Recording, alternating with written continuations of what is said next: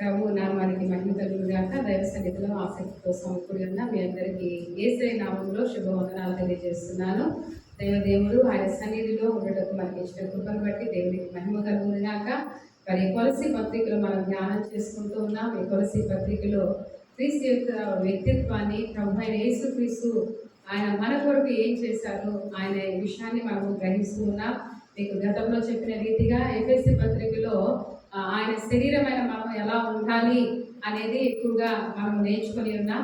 అయితే కొలసి పత్రికలో మన శిరస్సు అయిన మన పరలోకపు తండ్రి ఆయన మన శిరస్సు, ఆ శిరస్సు యొక్క ఆధిక్యత ఏంటి, ఆయన గొప్పతనం ఏంటి, ఆయన గుణ లక్షణాలు ఏంటి, యేసుక్రీస్తు యొక్క వ్యక్తిత్వం ఏంటి, ఆ వ్యక్తిత్వంలో మనం ఎంతవరకు కలిగి ఉండగలుగుతున్నాం అని పరిశీలన చేసుకోవడానికి కొలసి పత్రిక మనకు ఎంతో సహాయపడుతున్న విషయాన్ని మనం గ్రహించవలసిన వారమైనా. మనము ఇప్పుడు చదువుకున్న లేఖన భాగంలో మనం గ్రహించినట్లయితే గత వారంలో కూడా మనము 15 నుండి 20 వచనాలు ధ్యానం చేసుకుని ఉన్నాం. దేవుని ఇష్టం ఏంటంటే ఆయన యందు సర్వ సంపూర్ణత నివసించవల్లనియు ఆయన శిలువ రక్తం చేత సంధి చేసి, అంటే దేవుని తండ్రి యొక్క ఇష్టం ఏంటంటే క్రీస్తులో ఏముండాలంట, సర్వ సంపూర్ణత ఉండాలని ఆయన యొక్క అభిష్టం. యేసుక్రీస్తు ఇష్టం ఏంటి, మనలో ఆయన యొక్క సంపూర్ణమైన లక్షణాలు మనలో ఉండాలని ఎవరు కోరుకుంటున్నారు? మన యేసు ప్రభు కోరుకుంటున్నారు. మన కొరకు ప్రాణం పెట్టినంతగా మనల్ని ప్రేమించి తన విలువైన రక్తంనిచ్చి మనం విమోచించిన యేసయ్య చీకటి అంధకారంలో గమ్యము తెలియని జీవితం జీవిస్తున్న మనకి వెలుగులోకి నడిపించిన తండ్రి మన పట్ల కోరుకుంటున్న ఉద్దేశం ఏంటంటే ఆయన ఎలా పరిపూర్ణుడై ఉన్నాడో మనం కూడా అలా పరిపూర్ణులుగా ఉండాలనేది తండ్రి యొక్క చిత్తమైనదని మనం గ్రహించవలసిన వారమై ఉన్నాం. కాబట్టి శిలువ రక్తం చేత సంధి చేసి ఆయన ద్వారా సమస్తంలో భూలోకమందు ఉన్నవైనా పరలోకమందునైనా వాటన్నిటిని ఆయన ద్వారా తనతో సమాధానపరుచుకున్నదని తండ్రి అది ఇష్టం. సమస్త మనుషులతో కూడా సమాధానాన్ని ఏర్పరచుకోవడానికి తండ్రి అయిన దేవుడు ప్రభు అయిన యేసుక్రీస్తుని లోకానికి పంపించిన విషయాన్ని మనం గ్రహించవలసిన వారమై ఉన్నాం. ఆయన మనకు అనుగ్రహింపబడ్డాడు, మన కొరకు పుట్టడం కాదు, లేకపోతే ఆయన మనకు అనుగ్రహించబడ్డాడు. ఇదిగో మనం గత వారంలో మనం ధ్యానం చేసి ఏదైనా మనకు శిశువు పుట్టాడు, మనకు కుమారుడు అనుగ్రహింపబడాను. ఆయన ఎలా అనుగ్రహింపబడ్డాడంటే మన కొరకు దేవదేవుడు శరీరాన్ని అమర్చుకొని లోకానికి రావాల్సి వచ్చింది. కాబట్టి మనము ఒక మానవునికి సహాయం చేయాలంటే తోటి మానవుడే చేయగలుగుతాడు. ఒక చీమ కష్టంలో ఉంటే మనం వెళ్ళి సహాయం చేయాలనుకుంటే అది మనల్ని నమ్ముతుందా? తోటి చీమే వెళ్తేనే అది ఏమవుతుంది చెప్పండి, అంగీకరిస్తుంది. అట్లాగే మన జీవితంలో మనల్ని విడిపించుటకు, మనల్ని రక్షించుటకు, మనల్ని విమోచించుటకు దేవదేవుడు ఆయన శరీరాన్ని అమర్చుకొని భూలోకానికి రావడము జరిగింది. కానీ మనం ఆయన ప్రేమను ఎంత అర్థం చేసుకోగలుగుతున్నాం, ఎంత ఆలోచిస్తున్నాం చూడండి. నేను ఎప్పుడో ఒక స్టోరీ ఇప్పుడు సడన్గా గుర్తొస్తుంది. ఒక సందర్భంలో ఒక జ్ఞానం కలిగిన వ్యక్తి అలా నడుచుకుంటూ వెళ్తున్నాడంట రోడ్డు మీద. ఆయన పెద్ద ఫిలాసఫర్. అలా నడుచుకుంటూ వెళ్తుంటే ఆయన ఒక తేలు ఆ కాలంలో నుండి బయటికి రాని పరిస్థితిలో బురదలో కూరుకుపోయి ఇబ్బంది పడటం తను చూశాడంట. తను ఏం చేశాడంటే ఒక ఆకు సహాయంతో దాన్ని బయటికి తీసుకొద్దామని ఆయన అక్కడ పెట్టినప్పుడు ఏం చేసింది, అదైతే చక్కగా దాటేసింది, బురదలో నుండి బయటికి రాగలిగింది. కానీ ఎవరు కుట్టేసింది? సహాయం చేసిన వ్యక్తినే కుట్టేసింది. నేడు క్రైస్తవులమైన మన జీవితాల్లో కూడా మన పరలోకపు తండ్రి నిజంగా మనము ఆయన ప్రేమను పొందుకోవడానికి, కృపను పొందుకోవడానికి యోగ్యత లేని మన జీవితాలకు ఎంతో విలువను, ఎంతో వెలుగును, ఎంతో గొప్ప రక్షణ భాగ్యాన్ని ఇస్తే మనం ఆయన ప్రేమను కాలదని బ్రతుకుతున్నామని అనిపిస్తుంది చాలా మందిని మనము చూస్తూ ఉంటే. కాబట్టి మన జీవితాల్లో దేవుని ప్రేమను పొందుకున్న మనము ఎంత ఆయన పట్ల కృతజ్ఞత కలిగి ఉంటున్నాం, ఎంత ఆయన యొక్క ప్రేమను అర్థం చేసుకుంటున్నాం, ఆయన త్యాగాన్ని అర్థం చేసుకుంటున్నాం, ఎంత ఆయన యొక్క చూడండి దేవుని యొక్క అభిష్టమైందంట, ఆయన ఇష్టమైందంట క్రీస్తు ద్వారా తండ్రితో మనం అందరం సమాధానంగా ఉండాలని. అంటే ఆ సమాధానం ఎలా వచ్చింది? పాప విముక్తి ద్వారా, చీకటి బంధకాల నుండి విడుదల ద్వారానే వస్తుందని గ్రహించి బానిసత్వంలో ఉన్న మనల్ని తన అమూల్యమైన రక్తం ఇచ్చి కొనుక్కున్నాడు. చీకటిలో ఉన్న మనల్ని వెలుగులోకి నడిపించాడు. బంధకాల్లో ఉన్న మనల్ని విమోచించాడు. అవునా కాదు చెప్పండి? క్రీస్తు లేకపోతే మన జీవితాలకు విలువ ఉందా? క్రీస్తు లేకపోతే మనకి విమోచన ఉందా? క్రీస్తు లేకపోతే మనకి విడుదల ఉందా? మన పాప శాపంతో మనం ఎంత నశించిపోయిన వారము ఎప్పుడైనా ఆలోచన చేస్తామా? కాబట్టి ఇంతటి దౌర్బల్యమైన స్థితిని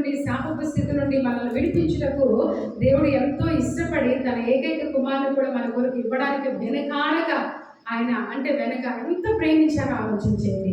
కాబట్టి ఇక్కడ మనం చూస్తున్నాము 21వ వచనంలో చెప్తున్నాడు, మరియు గత కాలమందు దేవునికి దూరస్తులను మీ దృష్టిల వల్ల మీ మనసులో విరోధ భావం గలవారై ఉండి మిమ్మును కూడా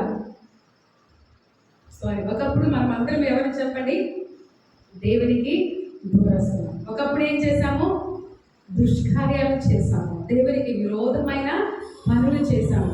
ఆలోచన చేయండి.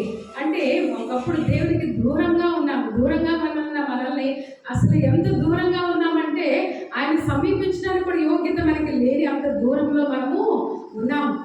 ఆలోచించండి. ఒకప్పుడు మనం దూరస్తులం. ఆయన తండ్రి అని పిలుచుకునే యోగ్యత కూడా అర్హత కూడా మనకి లేదు.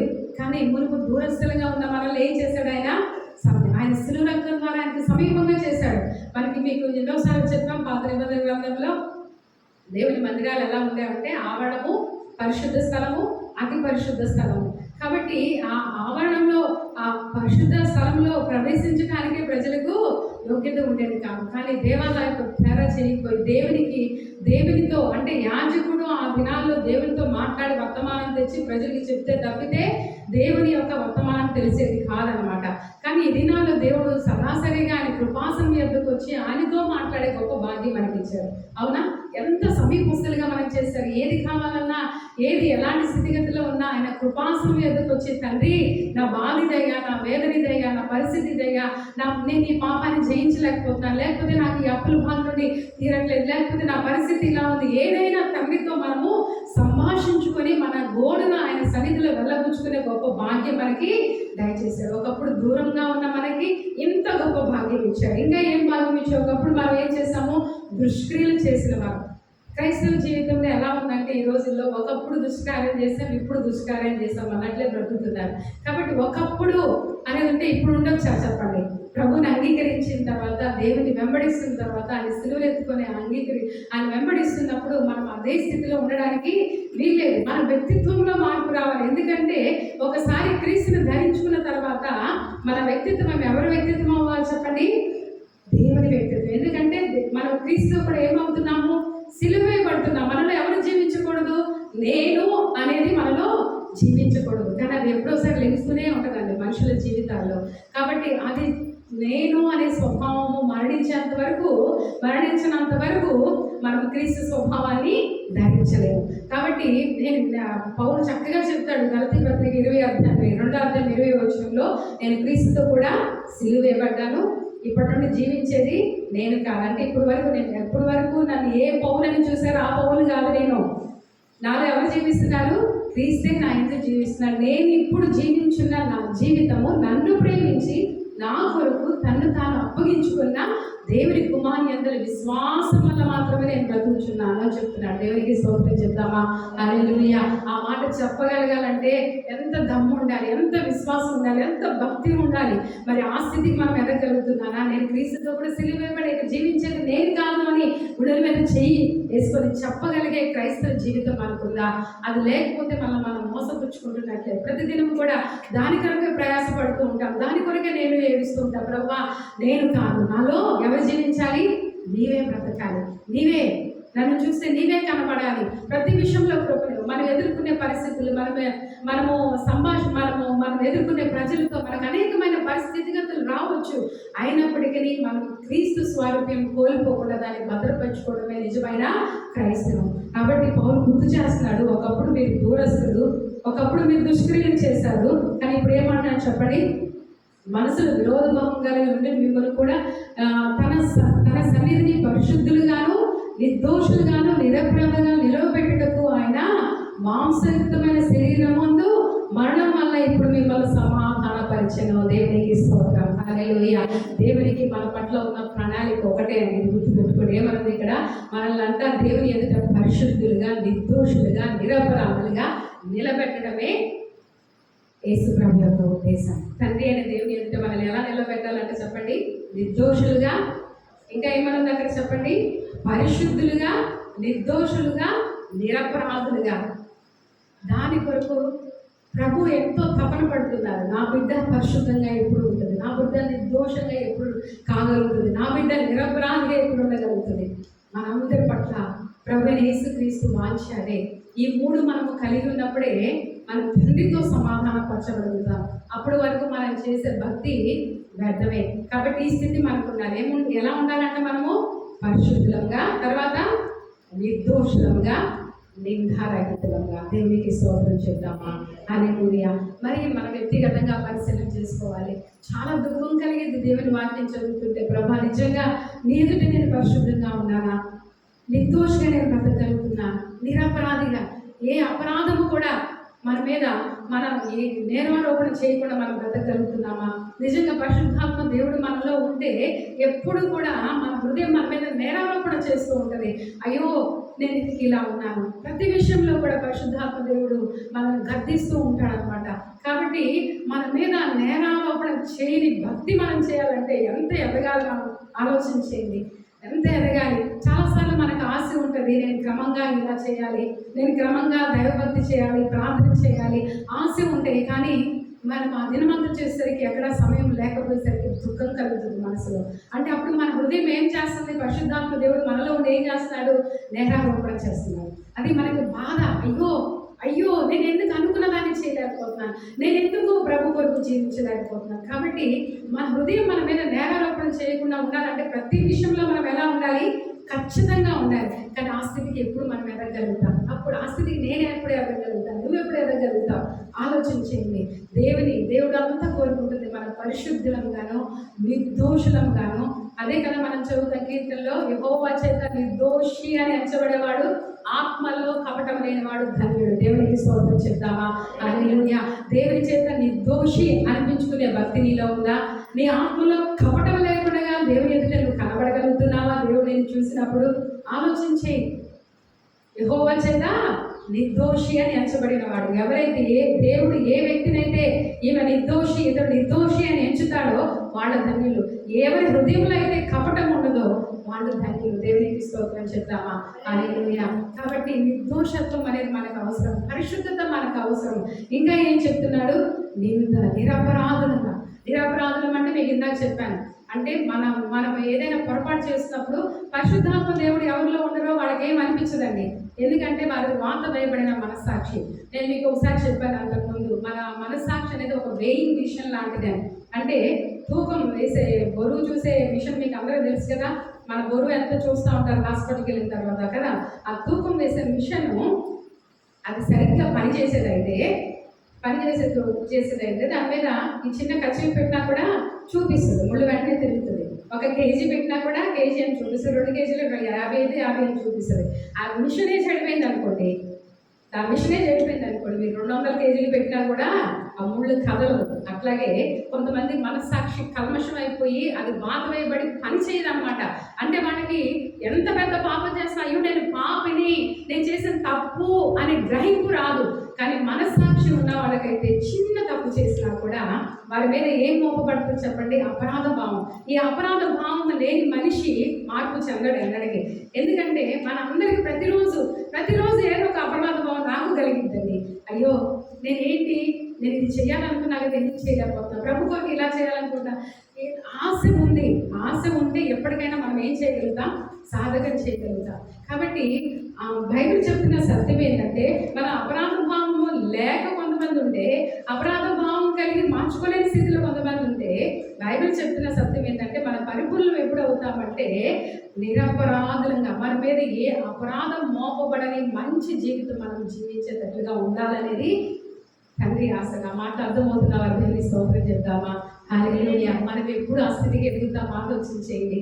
పరిశుద్ధత, నిర్దోషత్వము, నిరపరాధులుగా బ్రతకటము పరలోకపు తండ్రి మన దగ్గర నుండి కోరుకుంటున్న అమూల్యమైన లక్షణాలు. ఎందుకంటే మన క్రీస్తులో అదే మనం చూస్తాం. యేసయ్య లోకానికి వచ్చిన పరిశుద్ధుడిగా జీవించాడు, ఆయన నిరపరాధిగా జీవించాడు, నిందారహితుడిగా జీవించాడు. దేవునికి స్తోత్రం చెప్తామా? హల్లెలూయా. అలాగే మనం చూస్తున్నాం కదా, ఏం చెప్తున్నారంటే నిలువబెట్టవలనే ఆయన దేహమందు మరణం వల్ల ఇప్పుడు మిమ్మల్ని సమాధానపరచదు. పునాది మీద కట్టబడిన వారే స్థిరముగా ఉండి మీరు విన్నట్టు ఆకాశము కింద ఉన్న సమస్త సృష్టికి ప్రకటింపబడినట్టు ఈ సువార్త వల్ల కలుగు నిరీక్షణ నుండి తొలగిపోక విశ్వాసమందు నిలిచి ఉండిన అది మీకు కలుగును. దేవునికి స్తోత్రం. హల్లెలూయా. దేవుడిచ్చే సమాధానం, తండ్రితో మనం సమాధానం కలిగి ఉండాలంటే ఎంత ప్రాసెస్ ఉందో ఇక్కడ చూడండి. ఏమై ఉండాలంట? పునాది మీద కట్టబడిన వారిగా మనం ఎలా ఉండాలంట? స్థిరముగా ఉండాలి. స్థిరత్వం అనే మాట ఎంత విలువైనదో, ఎంత విలువైనదో. స్థిరంగా ఉండాలి. పునాది మీద, వాక్య పునాది మీద కట్టబడి మనం ఎలా ఉండాలంట? స్థిరంగా ఉండాలి. ఈనాడు పేరుకు క్రైస్తవులు కోకొలలుగా ఉన్నారు, లక్షల కొలదిగా ఉన్నారు, కానీ స్థిరత్వం లేదు. వాక్యం అంటే తెలియదు, వాక్యమే తెలియదు. ఎటు పడితే అటు, ఎక్కడ పడితే అక్కడ వెళ్తూ ఉంటారు. దేవుడు అంటే ప్రేమే, భక్తే, కానీ ఏమి లేదు, వాక్యపు పునాది మీద కట్టబడే స్థితి వారికి లేదు, స్థిరత్వము లేదు. ఈ దినాన్ని కూడా ఒక సహోదరికి నేను ప్రతి ఆదివారం ఆటంకం వస్తుందంటే నేను అన్నాను, నువ్వు నిర్ణయం తీసుకున్నావు ప్రభు కొరకు నిలబడతానని. తీసుకున్నప్పుడు ఎన్నో వస్తాయి, నిలబడగలగాలి. నువ్వు నిలబడగలగాలి. నువ్వు నిలబడినప్పుడు నీకు ఎలాంటి స్థితి ఉన్న ఫలానా వ్యక్తి అంటే సండే అంటే ఆమె దేవుని సన్నిధిలోనే ఉంటుంది అనే పేరు నీకు రావాలమ్మా. వచ్చినప్పుడు నిన్ను బట్టి నిన్ను ఇప్పుడు హేళన చేసావు, అది నమ్మని పెద్ద భక్తి పర్రాలు అది ఇది అని చెప్పే ఆ ప్రజలే ఒక దినాన నువ్వు నమ్మే దేవుడే గొప్ప దేవుడని వస్తారు. కానీ నువ్వు ఎక్కడ అవకాశం ఇస్తున్నావు? నువ్వు దేవునికి లోబడితే కదా నువ్వు నమ్మిన దేవునికి ప్రజలు లోబడతారు. అర్థమవుతుందా? కాబట్టి మన జీవితాలు ఆ స్థితికి మనం ఎదగలేకపోతున్నాం, ఆ సమర్పణలోకి మనం ఎదగలేకపోతున్నాం. ఆలోచన చేయండి. పునాది మీద కట్టడం మన వారిస్తాం. దేవుని వాక్యం ఒకటి చెప్తుందంటే అది సత్యం అంతే. దేవుని వాక్యం చెప్తుందంటే ఆయన మాటకు ఆయన ప్రేమిస్తున్నామంటే అర్థం ఏంటి? మనం ఎన్నైనా చెప్పొచ్చు, ఆయన ప్రేమిస్తున్నాను కాబట్టి నేను నెలకి కరెక్ట్గా నేను నెల ఇంత ఇస్తున్నాను, లేకపోతే ఆయన ప్రేమిస్తున్నాను కాబట్టి నేను ఇంత డబ్బు ఇస్తున్నాను, లేకపోతే ఇది ఇస్తున్నాను నేను అని చెప్పొచ్చు. కానీ బైబిల్ చెప్తున్న సత్యం ఏంటంటే మనం ఎప్పుడు దేవుని ప్రేమించినట్టంట ఆయన ఆజ్ఞలకు లోబడినప్పుడు, ఆయన వాక్యానికి లోబడినప్పుడు. ఆయన వాక్యానికి లోబడితేనే నువ్వు దేవుని ప్రేమించినట్లు. ఆయన వాక్యానికి లోబడకపోతే మనం దేవుని ప్రేమించినట్లు కానే కాదనమాట. కాబట్టి ఇక్కడ చెప్తున్నాడు, పునాది మీద కట్టబడిన వారు మనం ఎలా ఉండాలంట? స్థిరంగా ఉండి విన్నట్టు ఆకాశం క్రింద ఉన్న సమస్త సృష్టికి ఆకాశం క్రింద ఉన్న సమస్త సృష్టికి ప్రకటించబడిన సువార్త ఏంటది? ఏంటా సువార్త? ఏంటా సువార్త? ఆకాశం కింద ఉన్న సమస్త జిల్లకు సృష్టించబడిన సువార్త ఏంటంటే దేవుడే మానవ రూపిగా ఈ లోకానికి వచ్చి తన ప్రాణాన్ని ప్రాణంగా పెట్టి మనుషులందరి విమోచన కొరకు తాను పవిత్రమైన రక్తాన్ని, నిర్దోషమైన రక్తాన్ని చెందించడానికి లోకం వచ్చారు. అందుకే ప్రపంచమంతా జరుపుకునే పండగ ఏంటి? క్రిస్మస్. ప్రపంచమంతా జరుపుకునే పండగ ఈస్టర్. దేవుడు మరణించబడి పునరుద్ధారణ తిరిగి లేచిన సందర్భం. కాబట్టి ప్రపంచమంతా భూమికి ఇక్కడ అంటాడు కదా, ఆకాశంలో సమస్త సృష్టికి ప్రకటింపబడి ఉన్న ఈ సువార్త వల్ల కలుగు నిరీక్షణ నుండి తొలగిపోక, ఈ నిరీక్షణ నుండి మనం తొలగిపోక విశ్వాసం అనేది ఏముండాలంట?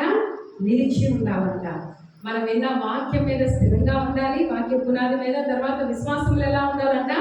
స్థిరంగా ఉండాలి. అప్పుడే దేవుని చేత మనం ఏమవుతాం చెప్పండి? సమాధాన పరచబడతాము. ఈ సత్యం తెలిసిన వారి దేవునికి స్తోత్రం చెప్తామా? హల్లెలూయా. మన జీవితంలో విలువైన సొత్తు ఏంటంటే క్రీస్తు ద్వారా తండ్రితో దేవునితో సమాధాన పరచబడిన జీవితమే చాలా విలువైనది, చాలా విలువైనది. కాబట్టి క్రీస్తు అనుగ్రహించిన ఈ గొప్ప భాగ్యాన్ని వినియోగించుకొని అందరూ దేవునితో సమాధానపడి జీవిస్తున్నారో, ఆ సమాధానం కలిగిన వారు, ఆ దేవునితో సమాధానం కలిగిన వారు, దేవుని ఎదుట నిర్దోషులుగా ఉండగలిగే వారు, దేవుని చేత నిరపరాధులుగా ఎంచబడిన వారు, దేవుని ఎదుట పరిశుద్ధులుగా ఉండగలిగిన వారు ఈ లోకంలో ఏది కోరుకోరండి. దేవునికి స్తోత్రం చెప్తామా? హల్లెలూయా. ఎందుకంటే దానికి మించిన నిధి, దానికి మించిన ఆశీర్వాదం, దానికి మించిన విలువైన భాగ్యము మరొకటి లేనే లేదు. దేవునికి స్తోత్రం. హల్లెలూయా. మనం సృజించిన సృష్టికర్తతో మనం సమాధానం కలిగి ఉండటం కంటే గొప్ప భాగ్యం మనకి ఏది లేదన్నమాట. కాబట్టి ఆయనతో సమాధానం కలిగి ఉంటే అది గొప్ప నెమ్మదిని, గొప్ప నిరీక్షణను, ఎక్కడైనా ఆనందం మనకు అనుగ్రహిస్తుంది. రోమపత్రికలో 1వ అధ్యాయం అదే మనం చూస్తున్నాం. కాబట్టి విశ్వాసము వలన మనము నీతిమంతులుగా తీర్చబడి మన ప్రభువైన యేసుక్రీస్తు ద్వారా దేవునితో సమాధానము కలిగి ఉన్నాము. దేవునికి స్తోత్రం. హల్లెలూయా.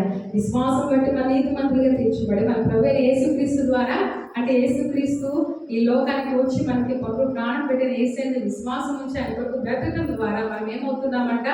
దేవునితో సమాధానము కలిగి ఉన్నామంట. కొరింథీ పత్రికలో కూడా ఒక్క మాట ఉంటుంది.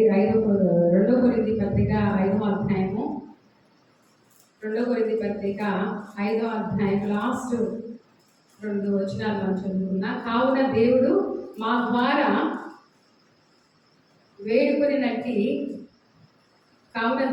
ద్వారా వేడుకొన్నట్టి మేము క్రీస్తుకు రాయభాగమై దేవునితో సమాధాన పరుడని క్రీస్తు పక్షముగా మిమ్మల్ని బతిమాలుకుంటున్నాం. పౌలు అంటున్నాడు కదా, దేవునితో సమాధాన పడండి, క్రీస్తు పక్షంగా నేను మిమ్మల్ని బ్రతిమాలుకుంటున్నాను అని చెప్పేసి ఎవరితో మనం సమాధాన పడి ఉండాలంట? దేవునితో సమాధానం. ఎందుకనగా ఇక్కడ ఏమనుంది 21వ వచనం, ఎందుకనగా మనం ఆయన యందు దేవుని నీతి అగునట్లు పాపం ఎరుగని ఆయన మన కొరకు పాపం ఎరుగని యేసయ్య మన కొరకు పాపంగా ఎందుకు మారాడు? ఎందుకు ఈ లోకానికి శరీరాన్ని అమర్చుకొని వచ్చాడు? మనల్ని నీతిమంతులుగా చేయడానికి, మనల్ని నిరపరాధులుగా చేయడానికి, మనల్ని నిర్దోషులుగా చేయడానికి. అందుకే పౌలు ఎంతో భారంతో అంటున్నాడు, క్రీస్తు పక్షంగా నేను మిమ్మల్ని బతిమలాడుకుంటున్నాను, దేవునితో సమాధానం కలిగి ఉండండి. దాని కొరకే కదా యేసయ్య అంత త్యాగం మన కోసం చేశాడు. దాని కొరకే కదా అంత పడరాని పాటలు ఆయన మన కొరకు మన స్థానంలో సమస్తమును భరించాడు. మనం దేవునితో సమాధానం కలిగి ఉన్నాము అంటున్నాడు. దేవునికి స్తోత్రం చెప్తామా? హల్లెలూయా. మన దేవుని సన్నిధికి ఎంతో కాలం నుండి వస్తున్నాము. దేవుని ఎరిగిన బిడ్డలమని మేము పేరు పొందుకుంటున్నాము. ఆయనతో మనకు సమాధానం ఉందా? ఆలోచించేది. ఆయనతో మనకు సమాధానం ఉందా? యేసయ్య శిష్యుల్లోనే 12 మందిలో ఇస్కరియోతు యూదా వేస్తూనే ఉన్నాడు. మనం కూడా ప్రతి ఆదివారం సంవత్సరాలు యేసయ్యతోనే ఉన్నాం మన పేరు. కానీ యేసయ్యనే ఏం చేశాడండి? అప్పగించాడు, ద్రోహం చేశాడు. ఆలోచించేయండి, మనం ఎలా ఉంటున్నాం? దేవుడు మనమందరం కూడా దేవునితో సమాధాన పడే అవకాశాన్ని సద్వినియోగం చేసుకున్నాడా? యూదా దేవుడితోనే ఉంటూ ఆయన వ్యక్తిత్వాన్ని దగ్గరగా ఉంటూ చూస్తూ కూడా ఆ యొక్క గొప్ప అవకాశాన్ని సద్వినియోగపరచుకోక వినాశనాన్ని తెచ్చుకొని సమాధానం లేని వాడై, నెమ్మది లేని వాడై, సమస్తము కోల్పోయి భయంకరమైన చావు చనిపోయాడు. ఆలోచించేది ప్రియమైన దేవుని బిడ్డలారా, మనము దేవునితో సమాధానం కలిగి ఉండాలని ప్రభువైన యేసుక్రీస్తు చేసిన త్యాగాన్ని మనం ఎన్నడూ మర్చిపోదు. మునుపు మన దుష్క్రియల ద్వారా, మునుపు మనం దేవునికి దూరంగా ఉండి మనం చేసిన కార్యంలో ఇప్పుడు కూడా మనం చేసేటట్లు ఉండకూడదు. కానీ ఏ విధంగా నా తండ్రికి నేను మహిళ తేవాలి, ఏ విధంగా నా తండ్రిని నేను సంతోషపెట్టాలి, ఏ విధంగా నా తండ్రి ప్రేమకు నేను తగినట్టు నడుచుకోవాలి. ఇంతగా నన్ను ప్రేమించాడే, ఆయనలాగా నన్ను ఎవరు ప్రేమించలేదే, ఆయనలాగా నా విమోచన గురించి, నా శాప స్థితి నుండి నన్ను విడిపించడం గురించి ఎవరూ ఆలోచించలేదే. ఇంత త్యాగం చేసి, ఇంతగా ఆలోచించి, ఇంత విలువను క్రీస్తు ద్వారా నాకు అనుగ్రహించిన నా తండ్రి కొరకు, నా యేసయ్య కొరకు నేను ఏమి చేయగలను, నేను ఎలా ఆయన సంతోషపెట్టగలను అని ఆలోచించేద్దాం. మనం పరిశుద్ధంగా ఉండటమే ఆయనకు సంతోషం, మనం నిర్దోషులుగా ఉండటమే ఆయనకు సంతోషము, మనం నిరపరాధులుగా బ్రతకడమే ఆయనకు సంతోషం. ఆ సంతోషాన్ని మనం ఆయనకి ఇవ్వగలుగుతున్నామా అనే దాన్ని పరిశీలన చేసుకుంటూ ప్రభు సన్నిధిలో అందరం లేచి నిలబడి ప్రభు చేద్దాం. ప్రభు చేసిన కార్యాలు బట్టి, ప్రభా నాలో స్థిరత్వం లేదు, ప్రభా నాలో ఎప్పుడు అపరాధ భావం నన్ను వెంటాడుతూనే ఉంటుంది.